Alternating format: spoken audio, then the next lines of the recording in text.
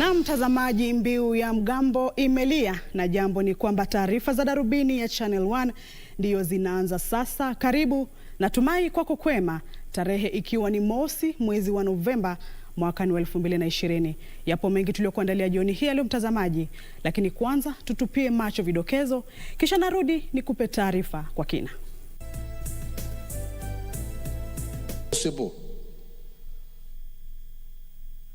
To keep COVID at bay and still be able to live and lead a normal life. I only wish that this issue of personal responsibility would be taken at heart. Rais Uhuru Kenyatta asema huenda serikali ikatangaza marufuku nyingine ya usafiri kufuatia kuongezeka kwa maambukizi ya ugonjwa wa COVID-19. No reason why anybody would push this country to a divisive debate. Naibu Rais William Ruto awataka wanaounga mkono ripoti ya BBI kukomesha vitisho na kuwapa Wakenya fursa ya kujadili hati hiyo kwa njia ya ukakamavu. Na kanisa la Kianglikana laadhimisha miaka 50 huku likitoa wito wa mnara kujengwa kuwaenzi waasisi wa kanisa hilo.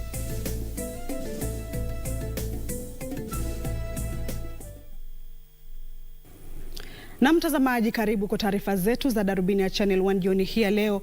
Mtazamaji, mie ni Kamche Menza, anayekupeperushia taarifa hizi kwa lugha ya ishara ni Byron Abuli. Kumbuka unaweza kufuatilizia taarifa zetu kwa njia moja kwa moja kwenye mitandao ya kijamii ikiwemo @KBC Channel 1, Twitter @KBC Channel 1 pamoja na YouTube. Mtazamaji, karibu twende nalo hadi tamati. Kanisa la Kianglikana hapa nchini linashinikiza kujengwa kwa mnara na kanisa karibu na eneo ambako mke na binti wa mwanzilishi wa kanisa hilo Dr. Johann Ludwig Kraft walizikwa huko Rabai, kaunti ya Mombasa kwa kaunti ya Kilifi kwa heshima yao. Kulingana na Askofu Mkuu Jackson Ole Sapit, hatua hiyo ni njia mojawapo ya kusherehekea familia ya missionary na wa kwanza kuwasili hapa nchini mwaka 1944. Kanisa la Kianglikana linaadhimisha miaka 50 tangu kuanzishwa kwake hapa nchini. Historia ya kanisa hilo inaanzia mwaka 1844 wakati missionary wa kwanza Dr. Johann Ludwig Kraft alipowasili mjini Mombasa. Kanisa la ACK limekuwa hadi kiwango cha kuwa na diocese 40 hapa nchini. Akitafakari kuhusu mchango wa familia ya Kraft, askofu mkuu wa kanisa hilo Jackson Ole Sapit amehimiza serikali ya kitaifa kujenga mnara wa mkewe Kraft na binti katika eneo walikozikwa huko Rabai. Last week I was in Mombasa. I went to see the grave where his wife and the child was buried, and a little monument was erected.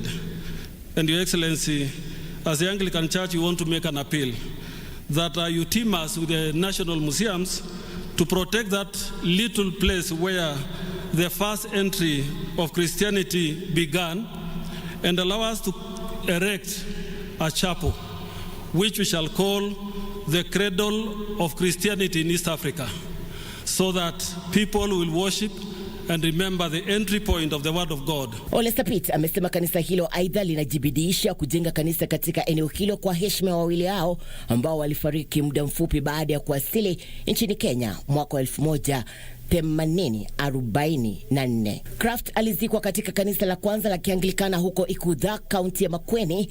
But he lived in a small island where the creek created, when the tide is high, it encircles a little hill.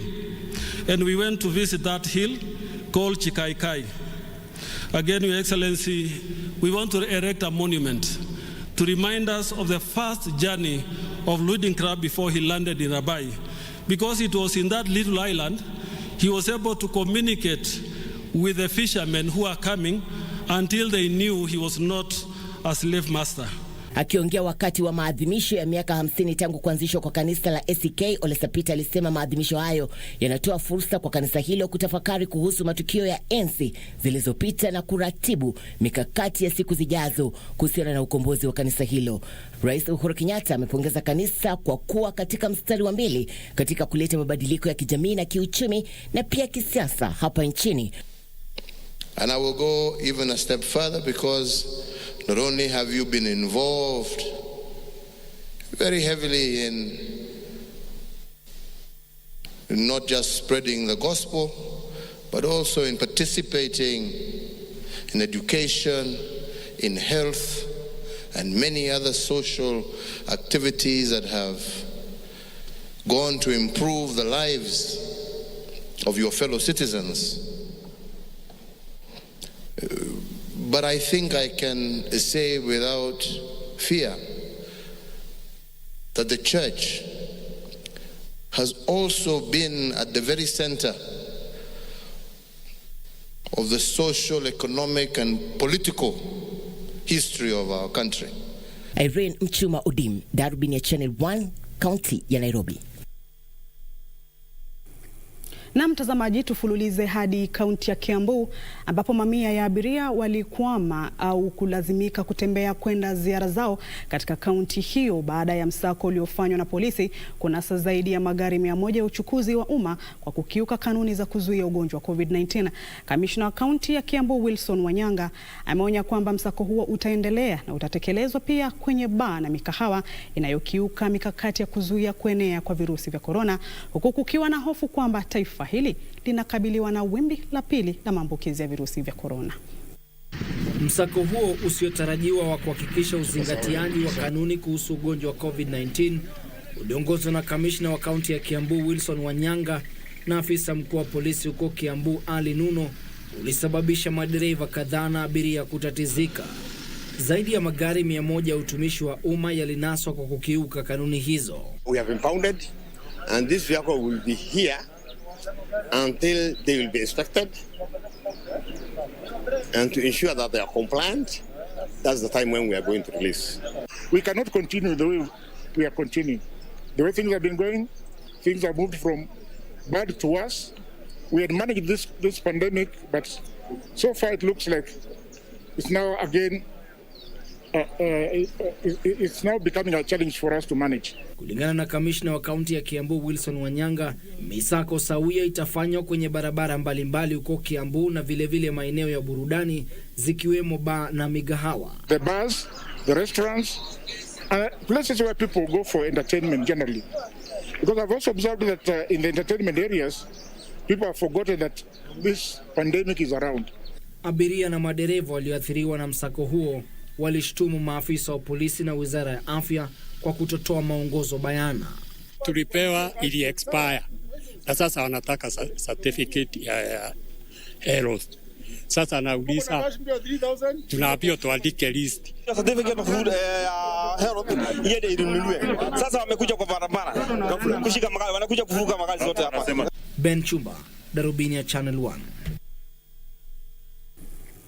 Na mtazamaji, tukisonga mbele ni kwamba familia moja ya jamaa 9 katika eneo la Ndunduri kwa Kiongo katika kaunti ya Nyandarua ina sababu ya kutabasamu baada ya kituo kimoja cha redio kinachomilikiwa na shirika hili la utangazaji hapa nchini KBC kujibu wito wake. Wafanyikazi wa Shoro FM walitembelea familia ya John Kamau na kuihamisha kwenye nyumba iliyokamilika na vilevile kumzawadi na bidhaa za nyumba na chakula kama sehemu ya kutumikia jamii. Kituo cha redio cha Shoro FM kinachomilikiwa na shirika la utangazaji la KBC ambacho hupeperusha matangazo yake kwa lugha ya Kikuyu kinaadhimisha miaka 20 tangu kuzinduliwa kwake. Ili kusherehekea ufanisi huo, kituo hicho kiliandaa hafla ya kudhihirisha wajibu wake kwa jamii ili kubadilisha maisha ya familia moja ya jamaa 9 katika kaunti ya Nyandarua.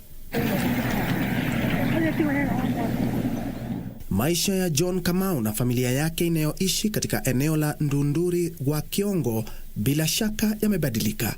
In these 20 years, we have decided as we cut the cake, as we do great things in celebration, that it is important to remember that there are people who may not be able to celebrate with us. Ziara hii katika chumba chao kimoja cha kukodisha imefichua hakika maisha ya uchochole. Mkewe Kamau Monica Ngina amesema amehangaika kwa takriban miaka 20 wakati mwingine wakikosa hata chakula, mavazi na malazi. Lakini kwa hisani ya kituo cha Shoro FM kuanzia sasa wataishi kwenye makao haya ya vyumba 4 huku kukiwa na mipango ya kuiwezesha familia hiyo kununua ardhi na kujenga makazi yao binafsi. Kwa leo nimefurahi sana juu nimekuja kutembelewa na Shoro FM na wamenifanya vizuri sana juu wamenisaidia. Leo nimefurahi sana juu nitakula na nitakunywa. Wakati nilisikia watu ya Soro watakuja nilifurahi sana na nikajua kweli Mungu amenionekania. Sasa wakati wa leo Soro wako hapa na marafiki zake na Kenya Soro walitoa, Mungu mwenyewe ndiye anajua na atawabariki. Nashukuru Soro kwa yale mmenifanyia na mmenitoa mahali nilikuwako na mkanileta mahali pengine. Mungu amsaidie sana.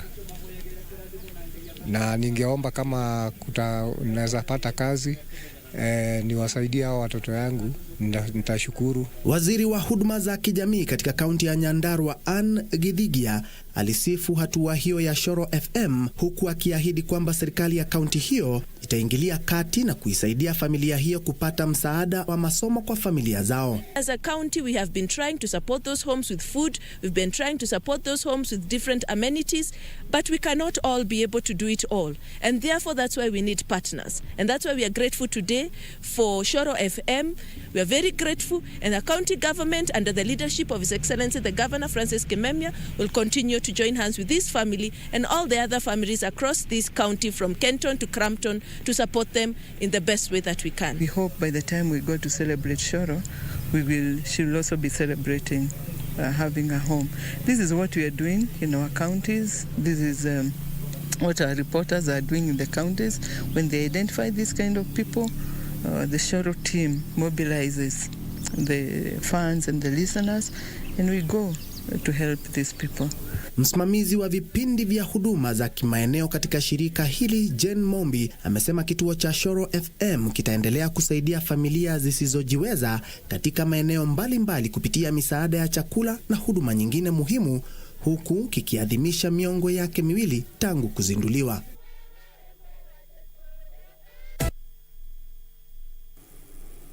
Naam, bila shaka ni hatua njema hiyo kutoka kwa Shoro FM. Wanasema asiye na wake ana Mungu. Mtazamaji mmoja hapa, Hajo Harrison, anasema natutizama kutoka Mulot. Mtazamaji, endelea kututizama, nachukua mapumziko mafupi, lakini muda si muda narudi, usiondoke.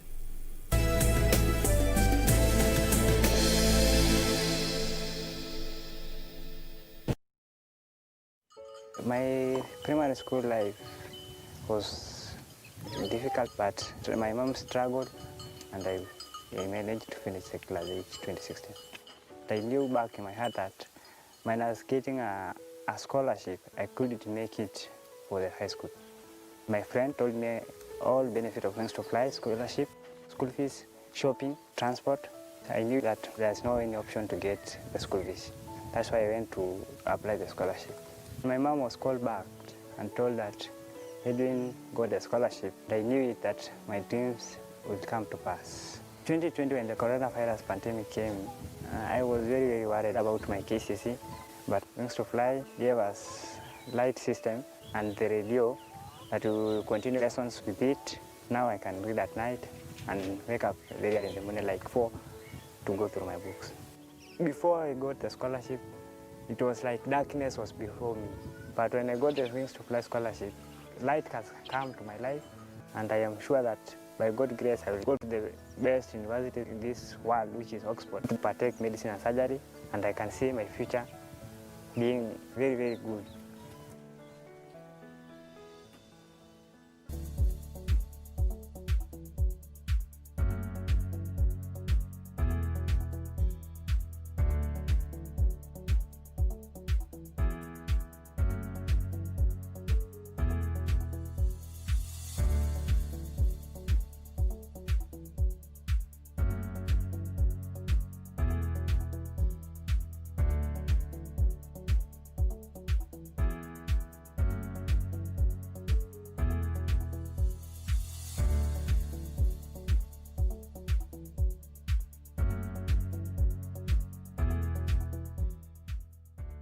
Tonight on KBC Channel 1. I'm 3 weeks pregnant. Francisco. What are you doing with a pregnancy test? He's in love with another woman, so she wants us to give him a scare. Unbelievable that you're arresting someone just because they're selling fruits. No, son, don't worry. I'm going to get you out of here. If he doesn't want to pay for the bail now, What do you think will happen later? He won't give me anything. Could you think of putting the merchandise here? Huh? Anybody could have seen you just like I did. El paraíso conocimos. In love with Ramon.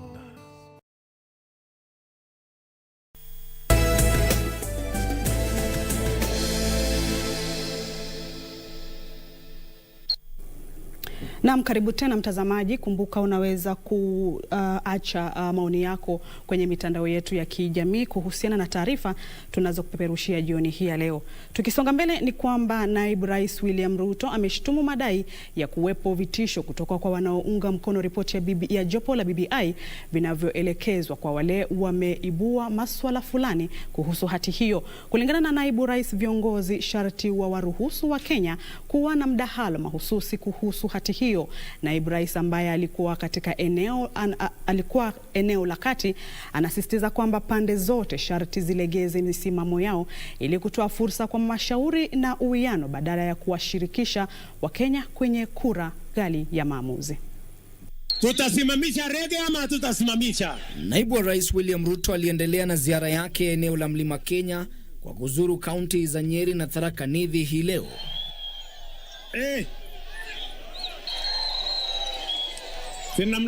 Alihudhuria ibada Jumapili katika kanisa la PCEA ambako alitoa wito kwa viongozi wakome kutumia ripoti ya BBI kuwagawanya Wakenya na badala yake waangazie kuhakikisha umoja wa taifa kuhusiana na ripoti hiyo.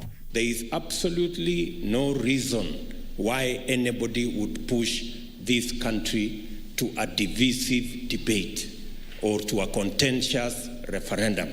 We can all agree it is not necessary unless there is another agenda beyond the constitution. Ruto alisema wanasiasa wanapaswa kuwaruhusu Wakenya kusoma ripoti ya BBI na kubaini mapendekezo ambayo hayakujumuishwa na kamati wakati wa vikao vya umma. Kulingana na Naibu Rais, haitakuwa haki ikiwa wanasiasa watapuuza mapendekezo yaliyotolewa na Wakenya wa kawaida kushughulikia changamoto za kijamii na kiuchumi zinazowakabili. This referendum can cost us very little. We don't have to spend public resources in campaigning. We can agree through consensus so that there are no campaigns and we can go together. Naibu wa Rais alionya kwamba baadhi ya viongozi wanataka kutumia ripoti ya BBI kufufua azma zao za kisiasa zilizodidimia. Wanataka kulazimisha Wakenya waunge mkono hati hiyo kwa sababu maslahi yao yameshughulikiwa. I know that there are those who believe that they can use this to revive their fortunes for the future. We want to tell them there are other ways they can achieve that. They don't have to divide Kenyans. Kila mtu anaweza kwenda kujitafutia mambo yake kwa kona yake. Matamshi yake yaliungwa mkono na viongozi walioandamana naye ambao walidumisha kwamba Wakenya wataunga mkono ripoti ya BBI ikiwa itaangazia mapendekezo yanayonuiwa kubadilisha maisha yao. Hawataleta guaranteed minimum return ya cash crops yetu, sisi tutapiga BBI. Lazima mkulima mdogo aambiwe akipanda majani chai, akipanda kahawa, akipanda ndengu, ni nini aswa atapata kama faida. Ben Chumba, Darubini ya Channel 1. Na tukisalia humo mwa masuala ya BBI ni kwamba kiongozi wa chama cha ANC Musalia Mudavadi amewahimiza wanasiasa kupunguza malumbano kuhusu ripoti ya mpango wa maridhiano wa BBI. Kulingana na Mudavadi, malumbano yanayoendelea kuhusu ripoti hiyo huenda yakasababisha ripoti hiyo kukosa kutekeleza wajibu ulionuiwa kwa kueneza chuki humu nchini. Amesema hayo huku baadhi ya wabunge wakitofautiana na kauli yake na kusema wale wanaoshinikiza mdahalo wa kitaifa walikuwa na muda wa kutosha wa kuwasilisha maoni yao kabla ya ripoti hiyo kutayarishwa.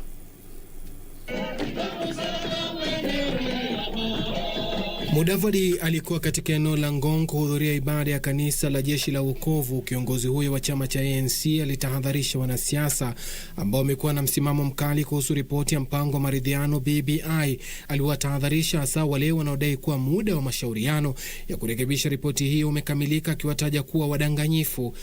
Wafungue dirisha yale ambao bado ni mazito kwa roho za watu washauriane, yapigwe musasa, tuwe na kile tunasema non-contested referendum. Lakini baadhi ya wabunge waliohudhuria ibada katika kanisa la Friends Church huko Kabet walipuuza tahadhari hiyo. Kundi hilo la mrengo wa Rais Uhuru Kenyatta na kiongozi wa chama cha ODM Raila Odinga walikosoa wale wanaopendekeza kuandaliwa kwa mdahalo wa kitaifa kuhusu ripoti hiyo, wakisema hiyo ni jaribio la kutatiza mchakato wa kuidhinisha ripoti hiyo ambao tayari umekamilika. Either to join us ama atapaki huko nje. 2005 when we went for the referendum, President Uhuru Kenyatta and Mheshimiwa Raila Odinga were on one side and we won. 2010, the same thing. This year, we are going to pass the referendum. Wewe ambao unatuambia ya kwamba BBI unataka iangaliwe, BBI inataka iangaliwe, wewe ulikuwa wapi ambao hukupeana maoni yako? Tunakujua saa hii sisi watu wa Central ambao unadanganya sana. Wakati huo, baadhi ya viongozi wa jamii ya Maa wamesema wanaunga mkono ripoti ya BBI na kukariri miito kwa Wakenya wote kuunga mkono ripoti hiyo ambayo wamesema inashughulikia masuala kama vile suala la kuachwa nyuma kimaendeleo kwa jamii ya Maa hapa nchini. And we shall play our active role within media. If there are some few things here and there that we need to fine-tune, we will fine-tune while we are inside, not outside, my friends.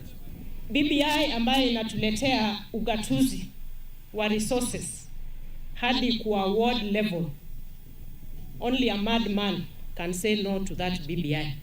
Katika kaunti ya Kisii, mfanyabiashara mashuhuri ametoa wito kwa serikali kuwezesha ripoti ya BBI kutafsiriwa kwa lugha za kiasili ili kuwawezesha Wakenya wote kufahamu yaliyomo kwenye ripoti hiyo. Ifanye translation ya hii maneno ya BBI ili tusiache Wakenya wengine nje. Na kundi la viongozi chipukizi wa eneo la Nyanza limeelezea kuunga mkono ripoti ya BBI likisema ripoti hiyo ikitekelezwa itaimarisha amani, umoja na udhabiti hapa nchini. And we are not supporting with reservations, and we are not putting our interest first and saying if this is not done to us, we will not support it. Suleiman Yeri, Darubini ya Channel 1. Mbali na mdahalo wa BBI, tuangazie masuala ya COVID-19 humu nchini ambapo Rais Uhuru Kenyatta amesema itaamuliwa katika siku chache zijazo iwapo serikali itatekeleza tena vikwazo vya usafiri kutokana na ongezeko la visa vya maambukizi ya virusi vya corona. Akiongea wakati wa maadhimisho ya miaka 50 tangu kuanzishwa kwa kanisa la Kianglikana humu nchini katika kanisa la All Saints Cathedral jijini Nairobi, kiongozi wa nchi amesema serikali inafuatilia hali kwa karibu kabla ya uamuzi wa mwisho kuafikiwa. Haya yanajiri huku nchi hii kinakili visa 685 vipya vya maambukizi katika muda wa saa 24 na huku idadi ya watu waliofariki kutokana na ugonjwa wa COVID-19 ikipita 1000 baada ya watu 17 wengine kuaga dunia kutokana na ugonjwa huo.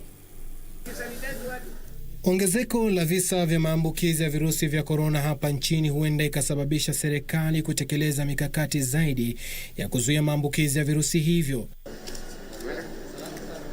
Rais Uhuru Kenyatta akihudhuria ibada katika kanisa la All Saints Cathedral jijini Nairobi alisema serikali inafuatilia hali kwa karibu. We are going through that very difficult time of saying now what do we do again? Do we close up? We shall be coming back to that, not today but soon. Ni hapa ndipo rais aliwahimiza wananchi kuzingatia kikamilifu kanuni za kuzuia maambukizi ya virusi vya corona. It is possible to keep COVID at bay and still be able to live and lead a normal life. I only wish that this issue of personal responsibility would be taken at heart. Katika hafla hiyo, viongozi wa kidini walitoa wito wa kusimamishwa kwa mikutano ya kisiasa ili kudhibiti maambukizi ya virusi hivyo. It is a bit sad for us when we see the political team not behaving the same. And so as you consider whether closing or continuing to open, you can see the church behaves well. Kindly, with the powers that God has given you, could you close the political rallies? They are a danger to this nation. Na huku maafisa wa afya wakifuatilia kiwango cha maambukizi ya virusi vya corona, nchi hii leo imenakili visa 685 vipya vya maambukizi kutokana na sampuli 4433 zilizopimwa. Jumla ya visa vya maambukizi hapa nchini sasa imefikia 55,877, huku uwajibikaji wa kibinafsi ukitajwa kuwa changamoto kubwa zaidi katika kukabiliana na kiwango cha maambukizi ya virusi hivyo. Uchunguzi uliofanywa katika sehemu za eneo bunge la Lang'ata, ambalo ni moja ya kaunti ndogo zilizoshuhudia viwango vya juu vya maambukizi katika kaunti ya Nairobi, unaashiria kuwa baadhi ya wakazi wamelegeza kamba katika kuzingatia kanuni za kuzuia maambukizi. Yeah, so I feel like after gava wa misuse man ya disease, wa Kenya wali dismiss, like people don't care, like right now wasia wajali, they like wanaona corona ni scam. Nini mask sisi ni kama tumezoea, unaona sasa, na ni Mungu tu aturinde sasa, juu atuisema ati kama saizi unaona kama hapa karibu kila mtu ana mask, si ni sawa? Kwa hivyo hii ugonjwa ni tuseme sijui ni shetani ama ni nini. Hiyo ni story ndio tunasikia, lakini maisha imerudi kama kawa. We don't know that statistics where they come from, but we have not seen COVID. We wear a mask just to run away from police, because the police brutality, we don't want it.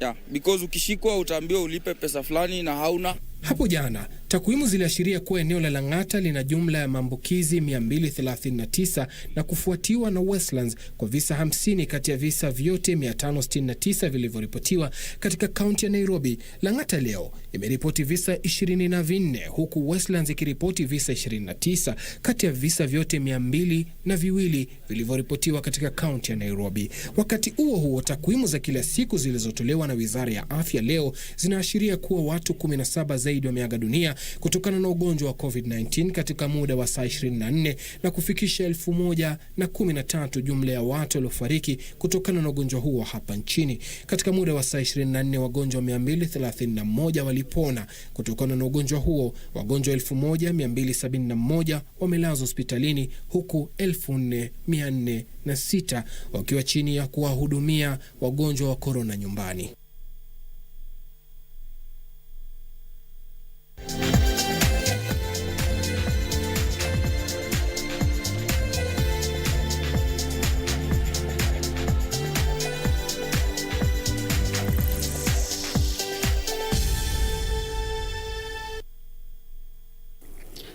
Ya mpenzi wa soka, zamu sasa ni yako.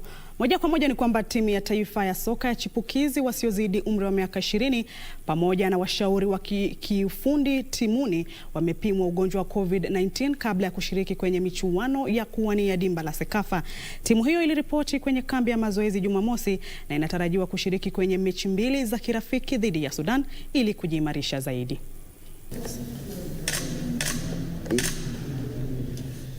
Rising Stars inayotarajiwa kushiriki kwenye dimba la Sekafa itacheza michuano miwili ya kirafiki kesho na tarehe 5 mwezi huu katika uga wa Kasarani. Timu hiyo inawajumuisha wachezaji kadhaa waliochezea Kenya katika mashindano ya kufuzu kwa fainali za kuwania kombe na wachezaji wasiozidi umri wa miaka 17 barani Afrika mwaka jana, na pia mashindano ya kuwania kombe la wachezaji wasiozidi umri wa miaka 17 katika eneo la Afrika Kaskazini nchini Misri mwaka jana. Timu hiyo imejumuishwa kundini cha pamoja na Ethiopia na Sudan. Kundi A linashirikisha wenyeji Tanzania, Rwanda, Somalia na Djibouti, ilhali kundi B linajumuisha Burundi, Eritrea, Sudan Kusini na Uganda. Frederick Mwoki, Darubini Michezo. Nayo AFC Leopards imekamilisha usajili wa winga Peter Thiongo kutoka Kakamega Homeboys. Mchezaji huyo ametia saini mkataba wa miaka 2 kilabuni. Ingwe kufikia sasa imewasajili John Oyemba, Harrison Mwendwa, Bienvenu Shaka na kiungo wa Jamhuri ya Kidemokrasia ya Kongo Fabrice Mugeni. Timu hiyo itachuana na Western Stima katika mchuano wa kwanza msimu mpya utakaponoa nanga tarehe 20 mwezi huu, kisha ikabiliane na Bidco United tarehe 28. Ingwe itagaragazana na Zoo FC tarehe 4 mwezi ujao baada ya mchuano huo.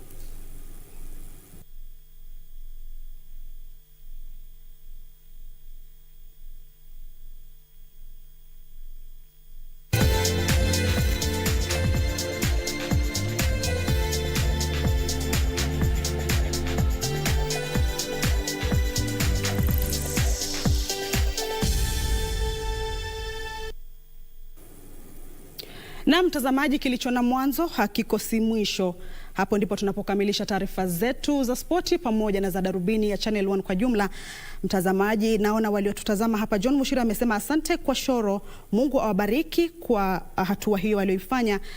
Emmanuel Kiplangat anasema natutizama kutoka Kakamega, Evans Kipto kutoka Kericho, Shadrack Omurai kutoka Nakuru, Ajab Dickens kutoka Kilifi, na Enoch Muchoma anasema anaendelea kututizama. Mtazamaji, hapo ndipo tunapokamilishia darubini ya Channel 1. Kwa niaba ya wenzangu wote waliofanikisha mtiririko mwema wa taarifa hizi, tunakuaga tukikutakia usiku mwema na wiki njema kwa jumla. Na mpisha mwenzangu Mariambo na utabiri wa hali ya hewa. Inshallah.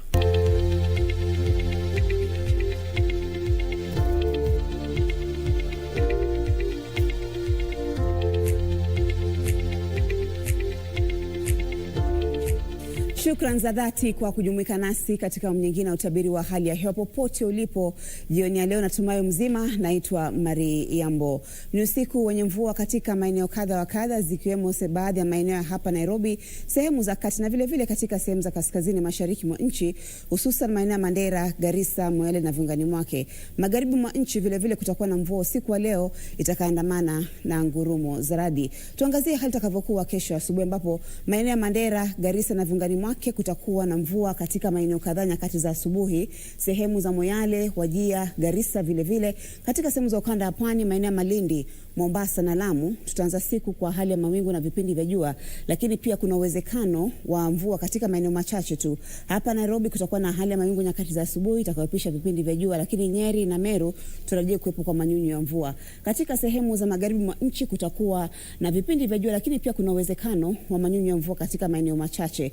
Jioni tutarajia kuwepo kwa mvua katika maeneo kadhaa, sehemu za kaskazini mashariki mwa nchi, Garissa, Moyale na viungani mwake, hadi katika sehemu za Garissa. Ukanda pwani, japo tunaona kwamba kutakuwa na hali ya mawingu, pia kuna uwezekano wa manyunyu ya mvua katika maeneo machache, hususan sehemu za Malindi, Mombasa na Lamu. Katika sehemu za Kitale, maeneo ya Nakuru na Kericho, vile vile kutakuwa na mvua katika maeneo machache, itakaandamana na ngurumo za radi. Maeneo ya Nyeri na Meru vile vile tutarajia kuwepo kwa mvua katika maeneo machache, hususan maeneo ya Aberdare na Mlima Kenya. Hapa Nairobi kutakuwa na hali ya mawingu, lakini kuna uwezekano pia wa mvua katika maeneo machache. Viwango vya joto vitafikia nyuzi 34 katika sehemu za Mandera, 33 katika maeneo ya Garissa. Hapa Nairobi vitafikia nyuzi 25. Na basi kwa hayo machache natamatisha utabiri wa hali ya hewa. Tupate sasa hali itakavyokuwa katika maeneo mengine duniani. Kwa heri.